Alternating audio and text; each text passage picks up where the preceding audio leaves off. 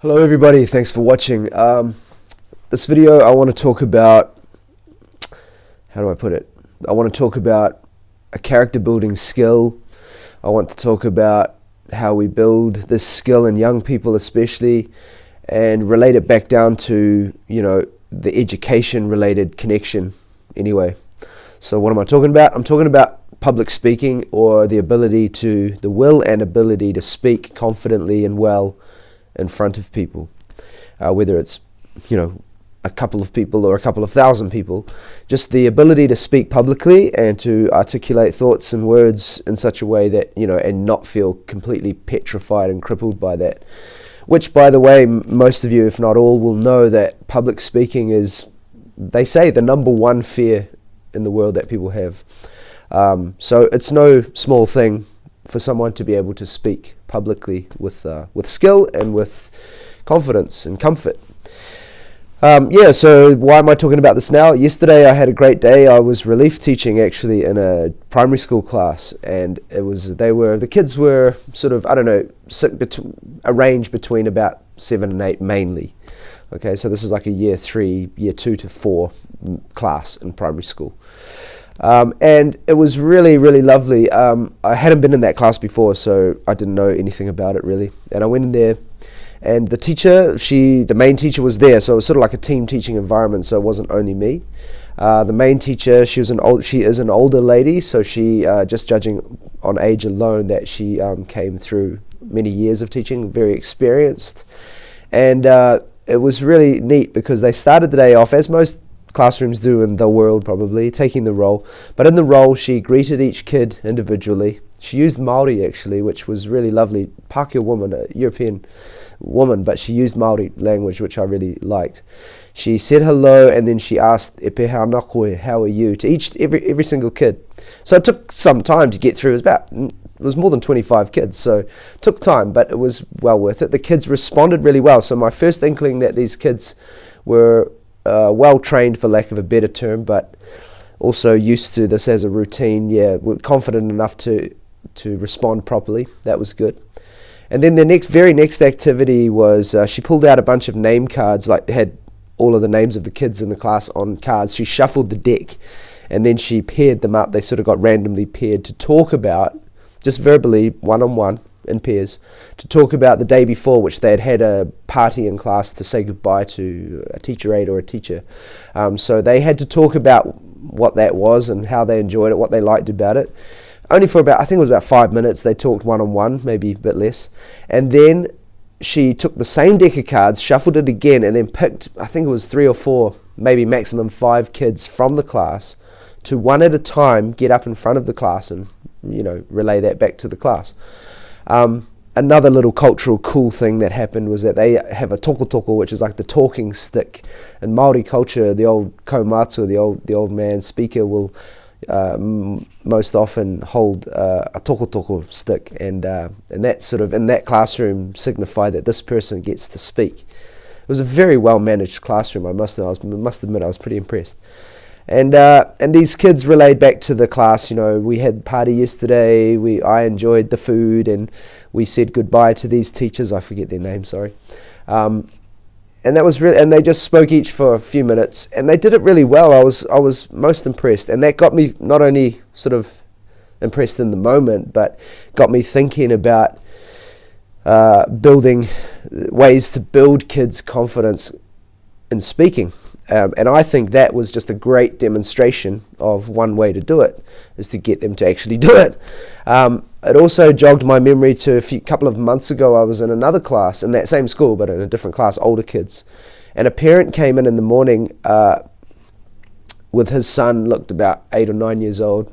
And he went to the teacher and he says, because they were having speeches at that time. And the age-old tradition of speeches, and we've all cringed and been worried about it and nervous and all of that, but it's still happening to some degree. And the dad came up to the teacher and he said, "Miss, can little Johnny," I don't remember the kid's name, "can little Johnny not do the speeches?" And the teacher sort of looked at him and says, "Why, what's the problem?" And he says, "He's shy." And that was the reason, because he's shy. I was just overhearing it, so he wasn't asking me. I was just eavesdropping, if I'm totally honest. And I just shook my head internally and just thought, yeah, he's shy, and this is doing zero to address that. This is doing nothing at all to improve that kid's situation of being shy, and that was the cop-out. Because I call it a cop-out, it was. I mean, we've all grown up, well, not only growing up, even in our adult lives, we face challenges, we face things that are uncomfortable, we face pain and, difficulty. You just have to soldier through it, usually. So I thought it was a really interesting sign of the times. And of course, not all parents are doing that, and I don't want to tar everyone with the same brush, but it is equally jogging my memory when I was teaching in high school for the last few years up until the end of last year, where it became apparent to me that a lot of the students now don't have to do their speeches or oral presentations, the technical term. They don't have to do it in front of the class anymore. They can do it in front of the teacher in private. Or even more, they can film it on a camera or a phone or whatever and submit it digitally, which means they don't have to actually do the oral presentation in front of anyone, just their camera. I mean, yeah, and I don't like that. I'll be straight up. I don't like it. I don't like that it's pandering to our natural, very natural and normal youthful insecurities and self-consciousness. It's pandering to that. It's allowing it. It's working around it. And the cynical side of me thinks, oh, the teachers just allow this because it's too hard to force the kids to actually do it properly. I think there's an element of truth in that accusation, but also, the times have changed, there is technology, there's ways that can achieve the goal, or whatever the goal is, different ways than we had when we were young, or when I was young, that's for sure. The problem with that down the track, and if we keep pandering to it, getting around it and avoiding it, and letting kids be shy and telling the teacher, can he get let off because he's shy, we're already, if not already, but we're definitely going to hit a big problem down the track when these kids grow up, become young adults, and then mature adults, who are all completely, and I'm exaggerating a wee bit to make the point, incapable of taking leadership type positions that require them to speak in positions of, in positions of, not authority is the wrong word, positions of leadership or influence, whether they be in a sports team, let's say, as a coach or as a school teacher as well, or speaking on the marae. I mean, we are already we're lamenting the fact that there's not enough speakers on our marae, which are, for those who don't know, are our cultural meeting, the hub of our culture and Māori culture, where speaking and oratory is a huge part of our culture. We're already now complaining about the lack of that, or lack of people coming through, numbers. And if we keep pandering to young people around this issue, and if we're not forcing them into the situation and when I say forcing them into a situation, I mean in a calculated way, like scaffolding them and exposing them to the heat, so that they can get accustomed to that and then keep going. We're just going to create, worst case scenario, we're creating a whole generation coming of incapable people when it comes to public speaking. Public speaking happens, it's not just I had a dream, I have a dream, Martin Luther King, like epic proportion.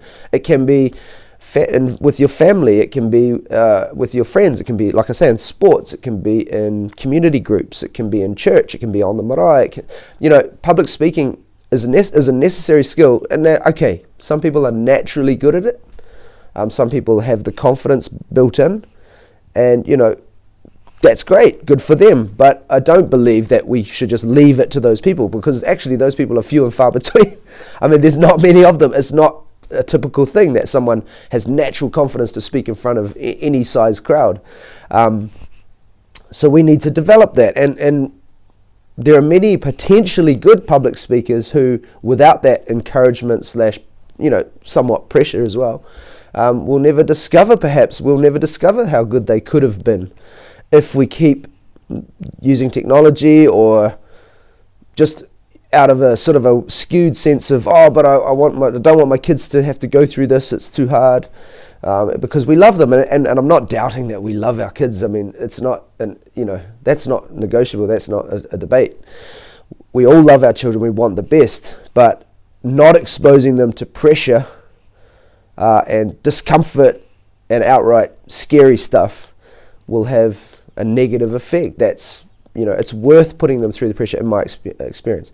Now, some people who know me as a teacher and as a musician and as someone who's been in positions of speaking a lot, I suppose, you could easily sit back and go, oh, it's easy for you to say, Brent, you can do it. I mean, you do it in your working life and even in family situations sometimes, but actually the truth is, when I was a kid, I was naturally shy. I was not someone who, I used to go to birthday parties when I was a little kid and be sort of really shy and take ages to play with the other kids and stuff. So it's not like I was born to speak. It was just something that actually I kind of got landed in a wee bit. My mum pushed me into it several different times growing up, and then started to get involved in the Māori cultural world as a young adult, and then in my family it became something expected of me. Now we have other people in my family, we can share that load, and that's great. But there was a time when I just, you just have to do it, Brent. You don't have a choice. What do you mean you're shy? Get up there, and it was horrible. At times it was dreadful and shaking and scared and making mistakes and forgetting and all of that. But it was worth it in my opinion. So my topic and my question for this video is, are we pushing and supporting our young people into positions of leadership as pertains to public speaking in particular? Because of course not all leadership requires public speaking, but this video is about developing confident speakers in the future. What do you think? If you are a parent, how do you feel about this with your own children? What has been your experience? If you don't think it's important, because in this day and age there's other ways to communicate, because that's true as well. Just drop a comment and let me know what you think. Happy to take anything. If we disagree, great. If we agree, great. Whatever. Kia ora. Thank you.